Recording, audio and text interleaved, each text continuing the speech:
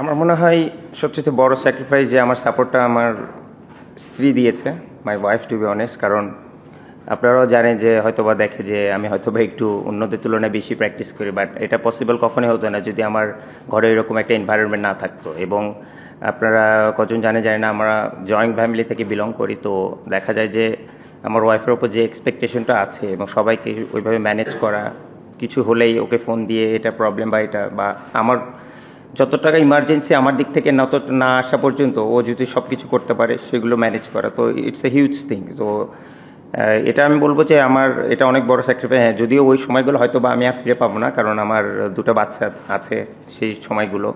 তারপরে ধরেন রাতে স্বাভাবিক ছোটো বাচ্চারা সারা রাত ঘুমায় না, but I didn't had a one single sleepless night to be honest.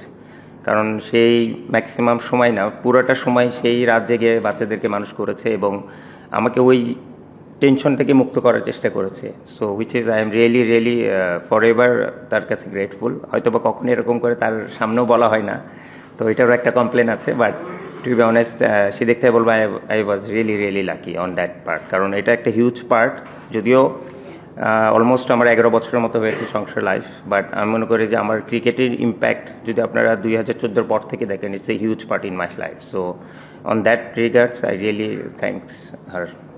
না, চেষ্টা তো করছিলাম যে গতকালকে যেন হয়ে যায়, কারণ স্বাভাবিক একটা যে কোনো milestone, it's not that easy.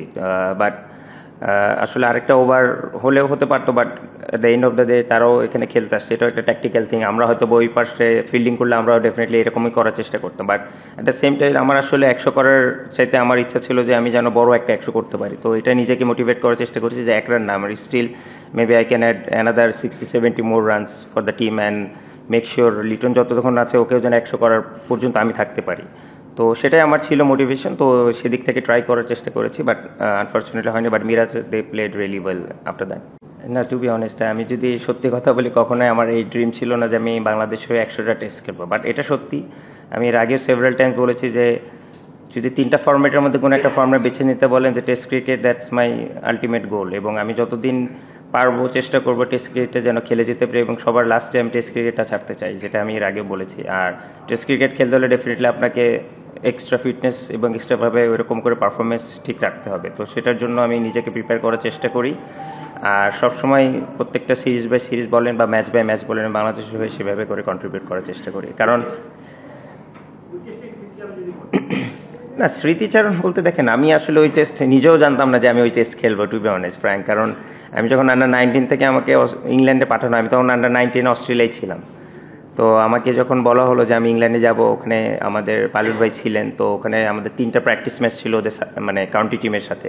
তো আমাকে বলা হয়েছিল যে তুমি হয়তো 1টা বা 2টা খেলো, ওদের আমাদের মেইন কিপার যিনি আছে উনি যেন রেস্ট থাকে, হুইচ ইজ ফেয়ার এনাফ। কারণ 3টা প্র্যাকটিস ম্যাচ খেলা বা 2টা টেস্ট খেলবেন, এটা যে কোনো একজন হিউম্যান বিংয়ের জন্য অনেক বড় স্ট্রেচ। তো তারপর আমি 2টা প্র্যাকটিস ম্যাচ খেলে তারপর ভালো খেলে তারপর আমাকে বলে টেস্ট খেলাবে। তো হচ্ছে মানে আমি যদি মেন্টালি একটা প্রিপারেশন ওইরকম থাকে যে হ্যাঁ আমি গিয়ে যে কোনো সময় খেলতে পারি, হচ্ছে ডিফারেন্ট ইস্যু। বাট আমি মনে করি আমার তাকদির ওইভাবে লেখা ছিল এবং সেটা হয়েছে, আলহামদুলিল্লাহ। I was really lucky on that note. বাংলাদেশের হয়তো ভাই পরের টেস্ট খেলায় টাফেস্ট মোমেন্ট, এটা হচ্ছে সবচেয়ে বড় রিয়েলিটি। আর বিং এ ব্যাটসম্যান যেখানে আমার আর কোনো সাইড নাই, তো এটা সবচেয়ে toughest moment. Every innings is so vital এবং every innings is so special. আর সুইট মোমেন্ট যদি বলেন, ডেফিনেটলি আমি মনে করি যে ইনিংসে আমি ফার্স্ট ডাবল সেঞ্চুরি করেছি, যেটা আমি বললাম যে আলটিমেট গোল হচ্ছে বাংলাদেশ ক্রিকেটটাকে কীভাবে উপরে নিয়ে যাওয়া যায়। তো আপনি যতক্ষণ পর্যন্ত একটা জিনিস আপনার চোখের সামনে অ্যাচিভ না করবে যে কেউ, আসলে তখন পুরো গ্রুপে ওই বিলিফটা থাকে না। তো এখন যেহেতু ওই 200 করার পর থেকে অ্যাটলিস্ট অন্যরাও বিলিভ করা শুরু করেছে যে হ্যাঁ we can make some big runs. তো এবং আমি মনে করি যে এই 100 টেস্ট খেলার পর অবভিয়াসলি বাংলাদেশের ক্রিকেটে আরও অনেকেই ভাববে যে টেস্ট খেলা যেন, কারণ যে ব্যক্তিটা 100টা টেস্ট খেলবে অ্যাটলিস্ট ওই রকম যদি মেন্টালিটি থাকে, ওই রকম যদি স্কিল সেট থাকে, তাহলে ডেফিনেটলি বাংলাদেশের ক্রিকেটও উপরে যাবে আমি আশা করি। আপাতত এরপরে তো মনে হয় 4 মাসের ব্রেক আছে, তারপরে পাকিস্তানের সাথে টেস্ট আছে, যদি থাকি ইনশাল্লাহ তারপরে খেলার ইচ্ছা আছে, এর বাইরে আর কোনো চিন্তা নাই। না, সোফার আমি বললাম তো যে সোফার আলহামদুলিল্লাহ আমি ফিটনেস ওয়াইজ বলেন বা স্কিল সেট অনুযায়ী বলেন, I am quite happy where I am now. But as the days মানে যাচ্ছে আমাকেও অবশ্যই ওরকম করে আরও ইমপ্রুভমেন্ট করতে হবে এবং সেই জায়গাটা আমি জানি এবং ইনশাল্লাহ সেভাবে চেষ্টা করে যাব। আর যেটা বললাম যে বাংলাদেশ হয়ে প্রত্যেকটা টেস্ট খেলা আমার জন্য অনেক স্পেশাল। আর আশা থাকবে যতটুকু কন্ট্রিবিউট করা যায় এবং যতদূর খেলা যায়, যতদিন পর্যন্ত আমার টিম ম্যানেজমেন্ট আমাকে চায় বা টিম চাই, এবং আমি যেটা ফিল করি নিজের ভিতর থেকে, যদি চাই যে হ্যাঁ আমার টিমে দরকার আছে, ততদিন পর্যন্ত আমার খেলার ইচ্ছা আছে।